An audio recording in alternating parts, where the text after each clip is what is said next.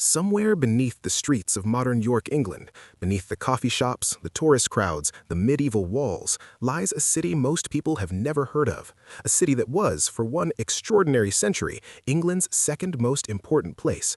And in March of 1190, it became the site of one of medieval England's most devastating acts of mass violence. The year is 1189. Richard I has just been crowned King of England. York is a city of approximately 8,000 to 10,000 people, a significant medieval population. It sits at the heart of England's wool trade, the most valuable export in the kingdom. But York's wealth depends on a community most history books have forgotten. By 1189, York's Jewish community is among the most prosperous in England. They live mainly in the area around what is now Coney Street and Stonegate, and they play a central role in the financial life of the entire north of England. Medieval English Jews operated under a specific legal status. They were officially property of the crown. They could not own land, could not bear arms, could not hold public office. But they could lend money at interest, something Christian canon law technically forbade for Christians. This made them essential to the English economy and deeply resented by those who owed them money. This is the hidden engine of medieval York. The cathedral is being built on stone credit. Noble estates survive bad harvests through Jewish loans. But the debt records, kept in sealed boxes called arche, are also a list of resentments. Every sealed document is a lord who owes money he'd rather not repay. In September 1189, a wave of anti-Jewish riots sweeps England following Richard's coronation. London, Lynn, Norwich, Lincoln, communities attacked and killed. The message is clear. The new king's crusade fever has found a target at home. In York, the community survives that first wave, but the tension is now a physical presence in every street. By March 1190, the situation in York has reached a breaking point.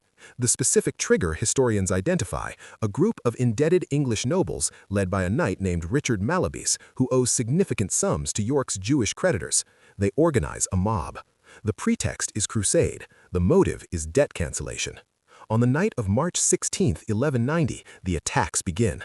Jewish families across York flee their homes. Many seek shelter where they believe they will be safest: the royal castle, Clifford's tower, the wooden keep on its earthen mound at the river bend. The warden of the castle allows them in. Then, for reasons that remain debated by historians, he locks the gate and refuses to let them leave. The exact number inside is uncertain. Contemporary sources suggest 150 people, possibly more. They are now trapped. Below, the mob grows. The sheriff of Yorkshire arrives and demands the castle be surrendered, but it is no longer clear whose authority means anything. For 5 days, the community inside knows what is coming. On the night of March 16th, possibly the 17th, sources differ, the community's leader, Rabbi Yom Tov of Joigny, makes a decision. Medieval chronicles, written by Christian monks, record that he calls for mass suicide rather than surrender to the mob. Historians debate how willingly this was agreed upon. Some may have sought to surrender and were killed regardless. We do not know the full truth. Those who survived the night and opened the gates hoping for mercy were killed by the waiting crowd. In the following hours, Richard Malabis and his associates went to York Minster, where the debt records, the arche, were stored. They burned them. Every bond, every loan document, every record of what they owed. The financial motive stands exposed in the historical record with extraordinary clarity. Today, Clifford's tower still stands, rebuilt in stone by Henry III in the 1240s on the same earthen mound. Where you stand at its base and look out over modern York, you are standing at the exact coordinates of one of medieval England's most documented atrocities. The tower carries no memorial to the 150 people who died here until 1978, when a plaque was finally installed. But to reduce York in 1190 to only this event is to miss the texture of daily life in a medieval English city, and daily life here was remarkably complex. York in 1190 has at least 40 parish churches serving a population of under 10,000. The church is not simply a spiritual institution, it is the city's social infrastructure.